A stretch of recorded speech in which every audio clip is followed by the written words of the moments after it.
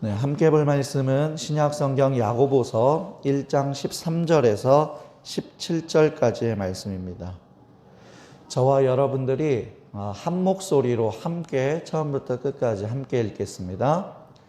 사람이 시험을 받을 때에 내가 하나님께 시험을 받는다 하지 말지니 하나님은 악에게 시험을 받지도 아니하시고 친히 아무도 시험하지 아니하시니라. 오직 각 사람이 시험을 받는 것은 자기 욕심에 끌려 미혹됨이니 욕심이 잉태한 즉 죄를 낳고 죄가 장성한 즉 사망을 낳느니라. 내 사랑하는 형제들아 속지 말라. 온갖 좋은 은사와 온전한 선물이 다 위로부터 빛들의 아버지께로부터 내려오나니 그는 변함도 없으시고 회전하는 그림자도 없으시느니라. 아멘. 2022년이 시작된 지가 엊그제 같은데요. 벌써 두 번째 주일을 맞이했습니다. 시간이 너무 빠른 것 같아요. 빠르게 지나고 있는 시간 속에서 어떻게 은혜롭게 기쁘게 감사하게 잘 지내고 있으신가요? 시작이 반이라고 하는데 새해 시작을 주 안에서 멋지고 은혜로운 예배와 삶을 드릴 수 있는 사랑 그리고 동행교회 모든 예배자들이 될 수 있기를 주의 이름으로 축복합니다. 지난 송구영신 예배 때 나누었던 말씀을 기억하시나요? 제가 그때 예화 중에서 사람들에게 더하기가 그려진 표시를 보여주면 수학자는 그것을 보고 덧셈 플러스라고 하고 더하기라고 하고 산부인과 의사는 배꼽이라고 하고 목사는 십자가라고 하고 교통경찰은 교차로 사거리라고 하고 간호사는 적십자, 약사는 녹십자라고 대답한다고 했었습니다. 모두가 다 자기 입장에서 바라보는데 그것이 틀린 게 아니잖아요. 다른 거예요, 다른 거. 똑같은 이 모양을 보더라도 어떤 사람이 보느냐에 따라서 다르게 볼 수 있다는 것이죠. 그러니까 명확하게 드러나는 옳고 그름의 문제가 아니라면 다름을 인정하고 다른 사람을 나에게 맞추고 나에게 끌고 오려고 하지 말고 그 사람을 인정해주고 평안을 빌어주자고 했어요. 자, 여기 보니까 지난번 송구영신 예배 때 드렸던 말씀에 나오는 구절이 이거였죠. 어느 집에 들어가든지 먼저 말하되 이 집이 평안할지어다 하라. 만일 평안을 받을 사람이 거기에 있으면 너희의 평안이 그에게 머물 것이고 그렇지 않으면 너희에게로 돌아오리라. 이 말이 뭐냐 하면요, 만나는 사람들마다 믿음의 사람들이 해야 될 일 중에 하나가요, 평안하라 평안하라 말해주라는 거예요. 그래서 그 사람이 평안을 받게 되면 평안이 그 사람에게 머무는 것이고 그 사람이 평안을 받지 못하고 그 자리에 평안을 빌어주는데 그 자리에 있지 않다면 그 평안이 어떻게 된다 그랬어요? 다시 돌아온다 그랬어요.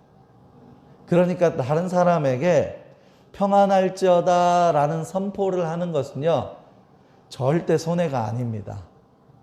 그 사람에게 평안이 가면 그 사람에게 평안이 이루어져서 좋은 일이고 그 사람이 평안을 받을 만한 자리에 없으면 그 평안이 나에게 돌아오니까 좋은 것입니다.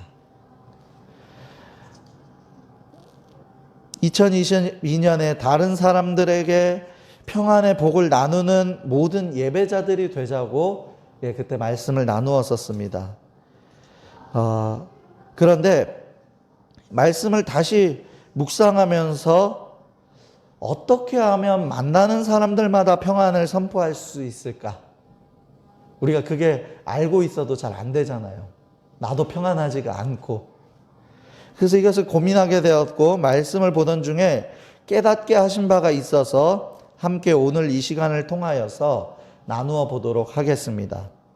사실 만나는 사람마다 평안을 선포하자라는 마음을 가지고 있어도 잘 안 되는 이유가 한 가지 있는데요. 그것이 무엇입니까? 내 계산, 내 생각, 내 판단이 들어가기 때문에 평안을 선포하지 못하는 거예요. 그나마 그 정도 선에서 멈추면 다행이지만 어떤 사람들은 이렇게 대답을 하기도 한다고 합니다. 실제 통계에 나온 대답입니다. 남의 손에 든 떡이 더 커 보인다. 남의 밥상이 더 맛있어 보인다. 사촌이 땅을 사면 배가 아프다라는 속담이 있는 것처럼 다른 사람들은 이미 나보다 더 평안해 보이고 더 잘 살아 보이니까, 그리고 오히려 내가 더 힘들어 보이니까 평안을 선포하기가 어렵다는 거예요. 물론 우리 사랑그리고 동행교회와 함께 예배하는 모든 그 예배자들 가운데는 그런 분이 한 사람도 없을 것이라고 생각합니다.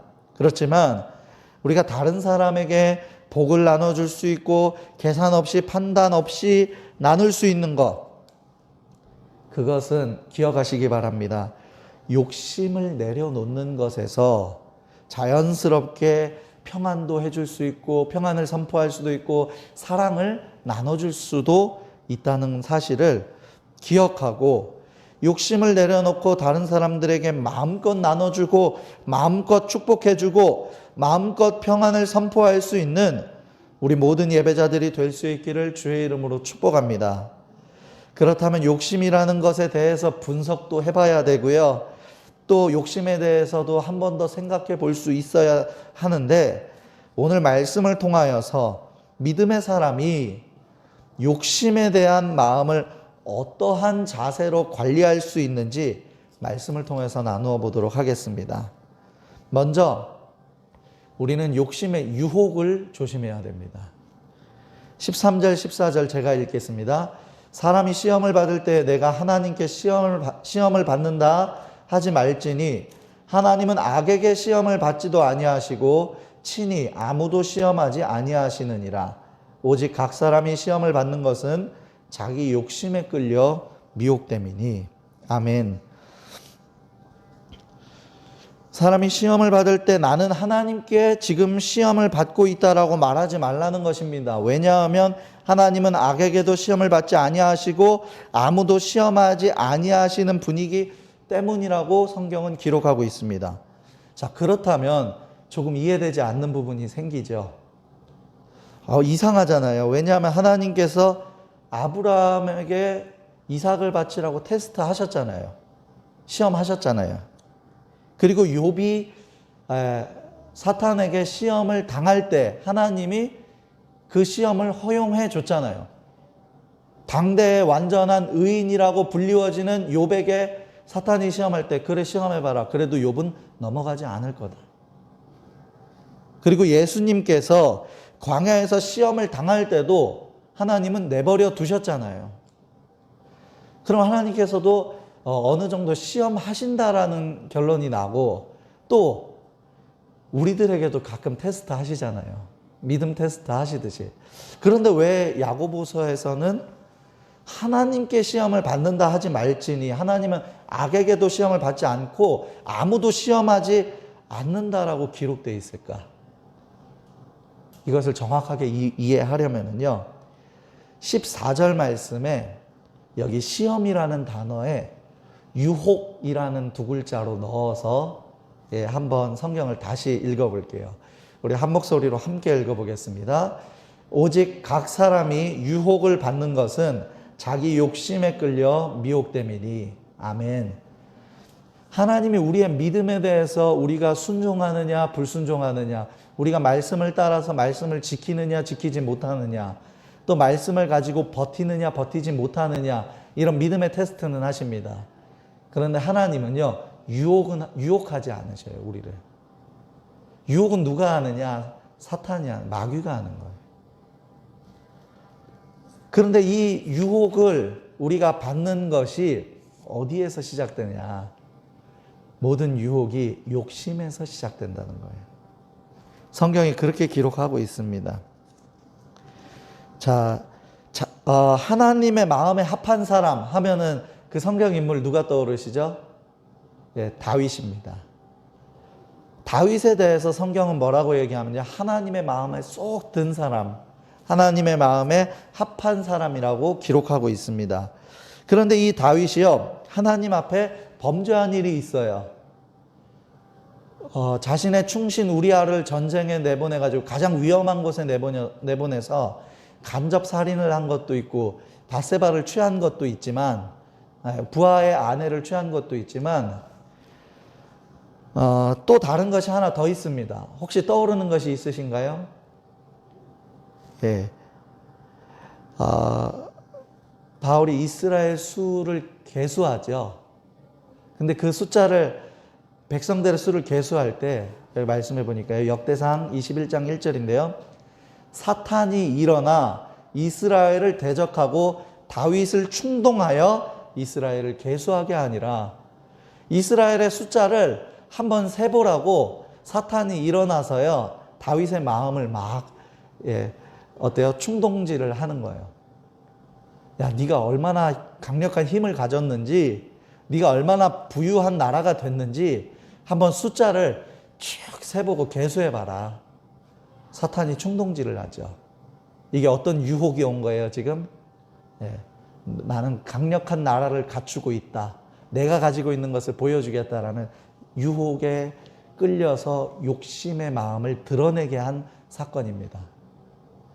나의 부강한 힘, 나의 강력한 힘을 보여주는 게 욕심에서 나오는 거예요.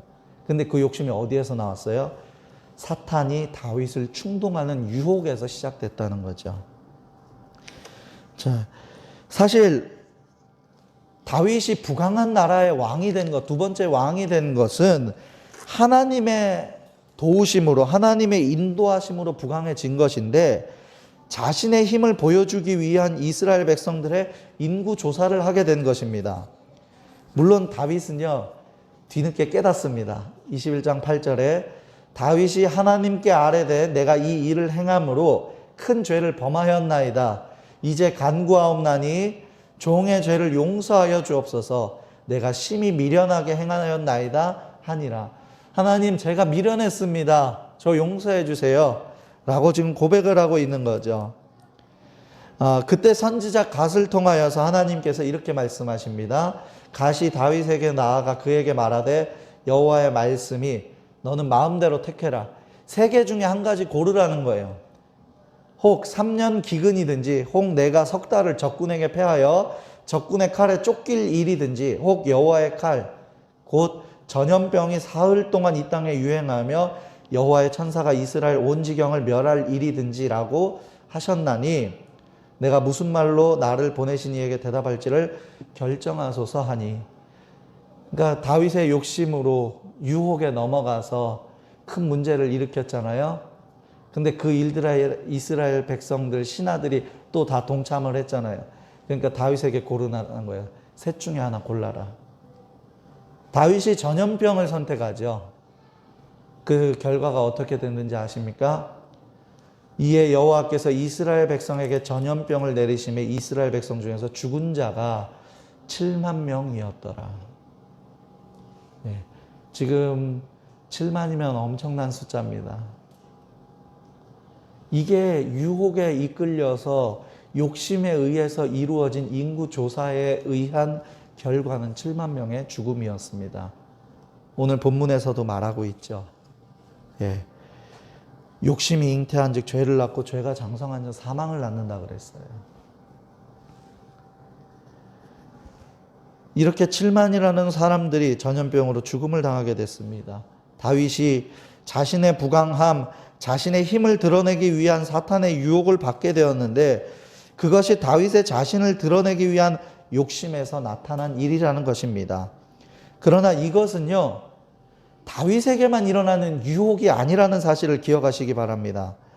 지금 이 시대를 살아가고 있는 우리 모두에게도 적용이 되는 것입니다. 내가 가지고 있는 소유를 드러내고 싶고, 내가 가지고 있는 실력을 드러내고 싶고, 내가 가지고 있는 인기를 드러내고 싶고, 나를 드러내고 싶은 마음은 누구에게나 있을 수 있는 마음이라는 거예요. 저는 근데 그것을 드러내는 게 잘못됐다라는 걸 말하는 게 아니에요.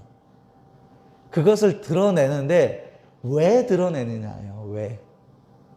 그것을 위해서 하나님께 영광이 되고 그것을 드러냄으로써 많은 사람들에게 힘이 되고 도움이 되고 유익함이 된다라면은요, 여러분 드러내야 됩니다. 내가 가지고 있는 소유를 드러냄으로써 다른 사람을 더 도울 수 있어요. 내가 가지고 있는 인기를 가지고 많은 사람들에게 선한 영향력을 드러낼 수 있어요. 내가 가지고 있는 실력을 가지고 좋은 실력자들을 키워낼 수 있습니다. 그런데 단지 그것을 드러냄으로 그냥 나를 드러내기 위함이 그 안에 있다라면 그것은 욕심이라는 거예요. 여러분, 하나님께서 주신 소유도, 실력도, 인기도, 능력도 드러내되 이 모든 것을 하나님께 영광 돌리고 많은 사람들을 섬기고 사랑하고 품을 수 있는 사랑 그리고 동행교회의 모든 예배자들이 될 수 있기를 주의 이름으로 축복합니다. 주를 위해 드러내는 것이라면 주님만 드러나지만 내가 드러나면 나에게 그 재능을 허락하시고 소유를 허락하시고 인기를 허락하시고 능력을 허락하신 그 하나님은 어떻게 되겠어요? 상대적으로 작아지게 돼 있어요. 사람들은요, 여러 가지를 종합해서 보기도 하지만요, 가장 먼저 판단하고 생각하는 건 뭐예요? 딱 봤을 때 먼저 보이는 것을 보고 생각해요. 근데 딱 봤는데 먼저 보이는 게 그 사람이 막 크게 드러나면은요, 하나님은 작게 드러날 수밖에 없어요. 저는 목회 경력이 많지는 않습니다. 안수받고 이제 10년이 돼 가요. 그런데 저는 후배들 뿐만 아니라 같이 교제하는 목사님들에게도 같이 한 번씩 이야기하는 부분이 있어요. 제일 조심해야 되는 분들이 목사님들이라는 거예요. 왜 그렇습니까? 하나님의 말씀을, 메시지를 가지고 이 자리에 서는데 목회자가 드러나면 그만큼 하나님이 적게 드러나기 때문에 그래요. 나중에 하나님의 심판대 앞에 섰을 때 뭐라고 말할 수 있겠어요? 다른 성도님들이나 다른 분들이야 자신을 교회에서 예배드리는 가운데 자신을 드러낼 수 있는 일이 많지 않아요. 근데 목회자는 자칫 잘못하면 하나님이 아니라 자신을 드러낼 수 있게 돼요. 그러니까 위험합니다. 조심해야 돼요. 목회자도 하나님 앞에 섰을 때 심판받는 한 사람인데 이왕이면 칭찬받고 잘했다, 너 정말 충성된 종이었구나 라는 이 이야기를 들어야 되는데 얼마나 많은 유혹이 있겠어요. 여러분, 그러나 그거는 다윗에게만 있는 문제도 아니고 목회자에게만 있는 문제도 아니라 바로 우리 모두에게 있는 유혹의 문제라는 것을 기억하시고 유혹을 경계하고 멀리하고 조심할 수 있는 저와 여러분들이 되기를 주의 이름으로 축복합니다. 두 번째로는요, 욕심의 결과를 잊지 말고 기억해야 됩니다. 욕심의 결과는 무엇입니까? 욕심이 잉태한 즉 죄를 낳고 죄가 장성한 즉 사망을 낳는다고 했습니다. 창세기 3장에 뱀의 유혹을 보면 너희가 하나님같이 되리라는 말씀이 있는데 뱀이 아담과 하와를 유혹한 것은 자신들의 본분을 버리고 하나님의 권위를 넘보도록 한 것입니다. 욕심의 사전적인 의미를 보면은요, 분수에 넘치게 무엇을 탐내거나 누리고자 하는 마음이라고 기록되어 있습니다. 그게 욕심이래요. 사람이 하나님의 권위에 도전하는 행위, 하나님이 되고자 하는 마음을 품는 것, 이것이 욕심이에요. 하와도 저 말 한번 들어보고 한 입만 먹어볼까? 정말 아무 문제도 안 생겼네? 하니까 아담에게 주고 아담도 진짜 아무 문제 안 생겼네? 조금씩 마음이 거기에 젖어드는 거예요. 그런데 아무 문제가 안 생긴다고 해서 안 생기는 게 아니라요, 욕심의 결과는 욕심이 잉태하여서 죄를 낳고 그 죄가 장성한 즉 죄가 자라나면서 결국에는 우리를 사망의 길로 끌고 간다는 거예요. 최초의 살인자 가인도 동생보다 더 나은 제사의 욕심 때문에 죄를 범했습니다.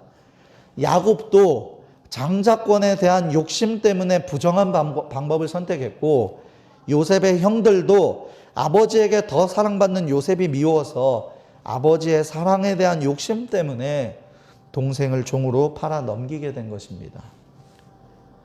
욕심에 대한 결과는 죄로 이어졌고 그것은 어둠의 길로 사망의 길로 가게 된다는 사실을 기억해야 하는 것입니다. 욕심의 끝은 가지고 있는 것도 빼앗기거나 아무것도 얻지 못하게 만드는 결과를 가져오는 것입니다. 남편감을 파는 백화점이 문을 열었습니다. 그냥 만들어진 이야기예요. 남편감을 파는 백화점이 문을 열었는데 이 백화점에 가면 마음대로 남편감을 골라서 살 수 있었습니다. 근데 규정이 하나 있는데 1층부터 5층까지 올라가는데 이미 거쳐왔던 층으로는 되돌아갈 수 없다는 것이었습니다. 그래서 두 여성이 꿈에 그리던 남편을 만나려고 백화점을 찾았습니다. 1층에 가니까요, 직업이 있고 아이들을 좋아하는 남자들이 이렇게 1층에 있더래요. 괜찮네. 근데 1층이 이 정도면 한층 더 올라갈 필요가 있겠어 라는 생각을 하고 2층을 올라갑니다. 자, 1층에서는 직업이 있고 아이들을 좋아하는 남편이라고 그랬잖아요. 남편감이라고 그랬잖아요. 2층에 올라가니까요, 똑같이 아이들도 좋아하고 아주 잘생긴 직업을 가진 사람이 있는데 거기다가 정말 아까 전에 말씀드린 거에 직업도 있고 아이들을 좋아하는 데다가 잘생기기까지 한 거예요. 그러니까 여기에 마음이 어때요? 1층보다 2층이 더 나아졌네. 이제 3층 한번 가볼까? 해서 한 층을 더 올라가죠. 3층에는 직업을 가지고 돈도 잘 벌고 아이들도 좋아하고 잘생겼어요. 거기다가 집안일도 잘 도와주는 남편이래요. 점점 혹하잖아요. 멈출 수가 없을 것 같아요. 그래서 4층에 올라갔습니다. 4층 가니까요, 직업도 튼튼하고 돈도 잘 벌고 아이들도 좋아하고 잘생겼고 집안일도 잘 도와주고 거기에다 마지막 한 가지가 추가가 뭐가 추가가 됐을까요? 아주 로맨틱하게까지 한 거예요. 그러니까 4층이 이 정도면 내가 진짜 5층 가서는 내가 마지막 골라야겠다 해서 마지막으로 5층을 올라갔습니다. 5층에 올라가자 5층의 안내문에 이렇게 적혀 있었습니다. 5층은 비어 있음. 만족을 모르는 당신, 출구는 왼편에 있으니 계단을 따라 내려가기 바람. 한번 욕심을 내기 시작하면 멈추지 못하는 것이 사람입니다. 이 이야기는 그나마 우스갯소리의 이야기지만 욕심의 끝은 결코 좋은 결과를 가져오지 않는다는 교훈을 주는 이야기가 많이 있습니다. 여러분, 거룩한 욕심이라는 말을 들어본 적 있습니까? 거룩한 욕심. 저도 옛날에 신앙생활을 처음 할 때요, 거룩한 욕심을 가지라는 말을 많이 들었었어요. 그런데 오늘 사전적인 의미를 제가 좀 전에 뭐라고 얘기했었습니까? 자신의 분수에 넘치게 가지고 누리고자 하는 탐욕, 이걸 욕심이라 그랬잖아요. 근데 거룩이라는 뜻은 또 뭐예요? 거룩은요, 구별된 거예요. 세상의 것과 다르게 구별된 흔하지 않은 존귀한 것을 거룩이라고 얘기합니다. 그러니까 거룩한 탐욕, 말이 맞지 않아요. 거룩한 욕심은 만들어내진 것이지 욕심은 욕심일 뿐입니다. 대신 그럼 우리가 거룩한 욕심이라고 말하는 것들은 무엇입니까? 우리가 신앙생활 하는데 부자 돼서 많은 사람들을 돕고 싶습니다 하는 거 거룩한 욕심 아닙니까? 질문할 수 있잖아요. 그건 거룩한 욕심이 아니라 거룩한 소망이라고 하는 거예요. 욕심은 내가 가지고 있는 것보다 더 가지고자 하는 그것에서 오는 탐욕일 뿐이에요. 욕심은. 그러니까 거룩한 욕심이라는 단어는 존재하지 않아요. 거룩한 소망입니다. 근데 사람들이 좀 더 자극적인 단어들을 쓰려고 거룩한 욕심, 막 영적 욕심 이렇게 단어를 갖다 붙였는데, 그렇게 하다 보니까 자극적이고 세상적인 것들이 교회 안에 들어와서 교회가 결국은 거룩한 욕심이라는 그 단어 뒤에 숨어가지고 교회가 욕심을 내잖아요. 교회는요, 욕심이 없는 곳이 돼야 돼요. 왜냐하면 오늘 본문 말씀 좀 전에 읽었던 것처럼 욕심이 잉태한 지 죄를 낳고 죄가 장성한 지 사망을 낳는다 그랬잖아요. 교회는 사망을 낳는 곳이 아니라 교회는 생명을 얻는 곳이에요. 그러니까 욕심하고는요, 단절된 곳이 돼야 돼요. 그런데 욕심을 가지니까 교회들이요, 기업화가 된다는 말들이 나오는 거예요. 교회 안에서 어떤 사업이 이루어지고 그 사업을 하기 위해서 사람들이 큰 교회를 찾고 정치를 하기 위해서 큰 교회를 찾고, 안타까운 얘기지만요, 그렇게 해서 교회가 세상에 이용당하는 거예요. 정치에 이용당하고 사업에 이용당하는 거예요. 그러나 이러한 욕심이 없다라면 교회 안에 뭐가 가득하겠어요? 사랑이 가득한 거예요. 나눔이 가득한 거예요. 집사님과 지난번에 교제하는데 그런 얘기 하시더라고요. 많이 나눌 수 있는 거. 내가 많이 가지고 있어서 부자가 아니라 많이 나눌 수 있어서 내 마음이 부자라는 말. 교회는 그렇게 부자가 돼야 돼요. 교회는 1년 동안 예산을 얼마나 세웠는데 어떤 결산을 해가지고 얼마나 많은 열매를 맺었느냐, 여기에 소유를 말하는 부자가 아니라 교회는 많이 나눠주고 많이 섬기고 많이 사랑해주고 많이 품고 마음의 부자가 되어서 사람들을 섬기고 그 사람들을 하나님께로 인도하고 하나님께로 안내하는 곳이 교회가 돼야 돼요. 분명히 기억하세요. 욕심의 끝은 절대로 좋을 수가 없습니다. 욕심의 결과 사망이라는 것을 기억해서 죽음을 멀리하고 거룩한 소망을 품어 생명의 길을 향해 달려나갈 수 있는 저와 여러분들이 될 수 있기를 주의 이름으로 축복합니다. 세 번째로, 믿음의 사람은요, 욕심을 버릴 수 있어야 합니다. 유대인의 탈무드에 보면은 노예도 현재의 삶에 만족하고 있으면 자유의 사람이고, 자유의 사람도 현재의 삶에 만족하지 못하면 노예가 된다라는 말이 있습니다. 욕심을 버리고 만족하는 사람이 더 많은 것을 누리고 좋은 것으로 채울 수가 있는 것입니다. 애굽의 잡지에 재미있는 만화가 그려 있었습니다. 그것이 어떤 내용이냐면요, 10톤 트럭이 질주하며 달려오고 있었습니다. 그런데 다리 하나가 나오는데 그 다리에는 10톤 이상은 통과할 수 없음이라고 써 있었습니다. 근데 이 운전수가 나는 정확히 내 몸무게까지 포함해서 10톤이기 때문에 나는 통과할 수 있어 라고 생각하고 자신 있게 통과했습니다.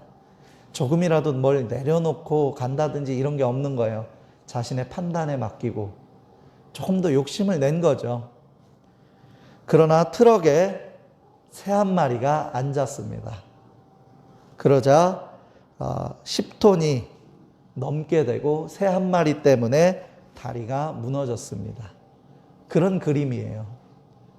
네, 우리에게 어떤 신문에서 교훈을 주기 위한 어떤 그런 시사의 글처럼 그림이 그렇게 되어 있는 건데, 그게 뭐냐 하면요, 내 판단 믿고 욕심을 낼 것이 아니라 때로는 내려놓을 수 있는 것은 내려놓고 욕심은 버리라는 이야기예요.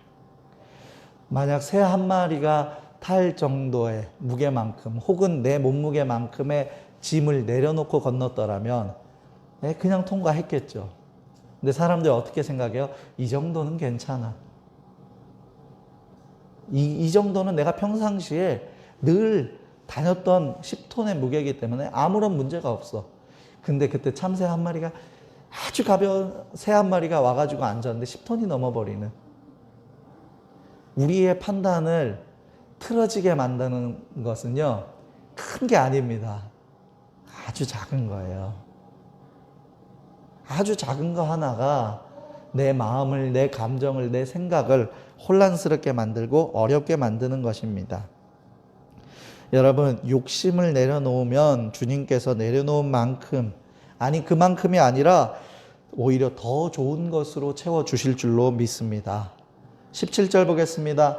온갖 좋은 은사와 온전한 선물이 다 위로부터 빛들의 아버지께로부터 내려오나니 그는 변함도 없으시고 회전하는 그림자도 없으시니라. 아멘. 무슨 말씀입니까? 욕심을 버리면 사탄이 주는 선물과는 비교조차 할 수 없는 온갖 좋은 선물, 하나님께서 그의 사랑하는 백성들에게 내리시는 특별한 은혜, 은총, 그리고 신령한 복, 은사를 허락하시는데 그것은 그림자같이 어두운 것이 전혀 없는 아주 밝고 아주 좋은 것, 그것을 우리에게 선물로 허락하신다는 거예요. 여러분, 하나님을 믿는다면, 하나님을 믿기를 원한다면 내 개인적인 욕심을 내려놓고 무엇이 좋은 길이고 무엇이 좋은 선택일지를 주님 앞에 지혜를 구하는 우리 모든 예배자들이 되기를 주의 이름으로 축복합니다. 오늘의 말씀을 정리합니다. 한마디로 정리하면 어떤 내용입니까? 믿음의 사람, 믿음의 자녀는 욕심을 멀리해야 한다는 것입니다. 여러분, 거룩한 욕심은 없습니다. 단 그것은 거룩한 소망일 뿐입니다. 또한 욕심의 유혹을 조심해야 하고 욕심의 결과를 항상 기억하여 깨어 있어야 합니다. 무엇보다도 과감하게 욕심을 버릴 수 있는 자세, 그리고 주를 향한 간절한 소망으로 채울 수 있어야 합니다. 이제 정확하게 분류할 수 있어야 합니다. 주를 위한 욕심이라고 말하는 것들이 어쩌면 나를 위한 욕심은 아니었는지 이것까지도 분류하고 점검할 수 있어야 돼요. 주를 위한 욕심이 아니라 주를 향한 소망을 품어야 돼요. 욕심을 멀리하고 주의 영광을 위한 소망으로 가득 채워 주님 앞에 온전한 영광을 돌려드릴 수 있는 사랑 그리고 동행교회의 모든 예배자들이 될 수 있기를 주의 이름으로 축복합니다. 아멘. 기도하겠습니다. 사랑과 은혜가 풍성하신 하나님, 참 감사드립니다. 하나님, 어디를 가든지 평안을 선포하고 평안을 빌어주는 하나님, 믿음의 자녀, 믿음의 사람들이 되기를 원합니다. 그러기 위해서는 나를 위한 욕심을 더 내려놓고 욕심을 멀리하고 욕심을 경계해야 합니다.